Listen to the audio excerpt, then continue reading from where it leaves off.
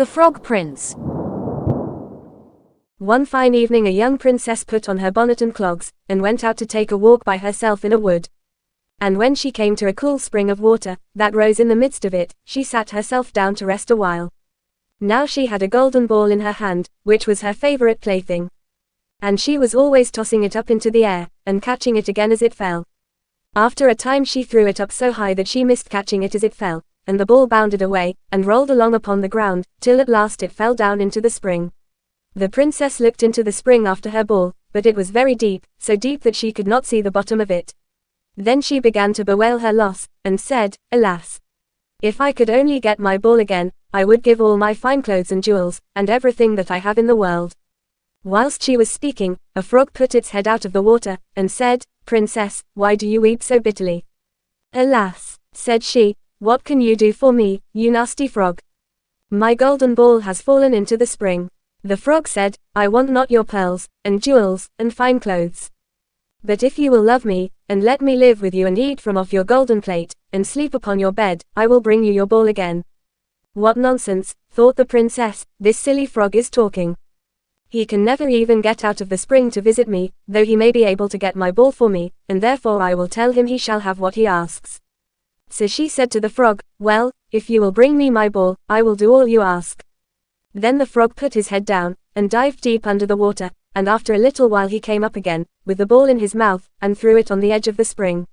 As soon as the young princess saw her ball, she ran to pick it up, and she was so overjoyed to have it in her hand again, that she never thought of the frog, but ran home with it as fast as she could. The frog called after her, "Stay, princess, and take me with you as you said," but she did not stop to hear a word. The next day, just as the princess had sat down to dinner, she heard a strange noise, tap, tap, plash, plash, as if something was coming up the marble staircase, and soon afterwards there was a gentle knock at the door, and a little voice cried out and said, "Open the door, my princess dear, open the door to thy true love here. And mind the words that thou and I said by the fountain cool, in the greenwood shade."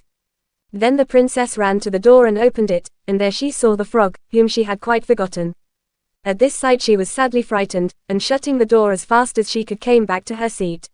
The king, her father, seeing that something had frightened her, asked her what was the matter. "There is a nasty frog," said she, "at the door, that lifted my ball for me out of the spring this morning. I told him that he should live with me here, thinking that he could never get out of the spring, but there he is at the door, and he wants to come in." While she was speaking the frog knocked again at the door, and said, "Open the door, my princess dear, open the door to thy true love here. And mind the words that thou and I said by the fountain cool, in the greenwood shade." Then the king said to the young princess, "As you have given your word you must keep it. So go and let him in." She did so, and the frog hopped into the room, and then straight on, tap, tap, plash, plash, from the bottom of the room to the top, till he came up close to the table where the princess sat. "Pray lift me upon chair," said he to the princess, "and let me sit next to you." As soon as she had done this, the frog said, "Put your plate nearer to me, that I may eat out of it." This she did, and when he had eaten as much as he could, he said, "Now I am tired, carry me upstairs, and put me into your bed." And the princess, though very unwilling, took him up in her hand, and put him upon the pillow of her own bed, where he slept all night long. As soon as it was light he jumped up, hopped downstairs, and went out of the house. "Now, then," thought the princess, "at last he is gone, and I shall be troubled with him no more." But she was mistaken, for when night came again she heard the same tapping at the door, and the frog came once more, and said, "Open the door, my princess dear, open the door to thy true love here. And mind the words that thou and I said by the fountain cool, in the greenwood shade." And when the princess opened the door the frog came in, and slept upon her pillow as before, till the morning broke. And the third night he did the same.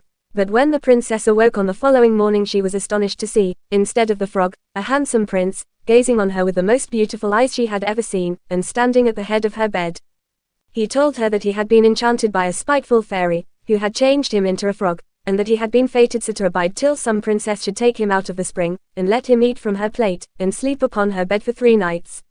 "You," said the prince, "have broken his cruel charm, and now I have nothing to wish for but that you should go with me into my father's kingdom, where I will marry you, and love you as long as you live." The young princess, you may be sure, was not long in saying yes to all this, and as they spoke a gay coach drove up, with 8 beautiful horses, decked with plumes of feathers and a golden harness, and behind the coach rode the prince's servant, faithful Heinrich, who had bewailed the misfortunes of his dear master during his enchantment so long and so bitterly, that his heart had well nigh burst. They then took leave of the king, and got into the coach with 8 horses, and all set out, full of joy and merriment, for the prince's kingdom, which they reached safely, and there they lived happily a great many years.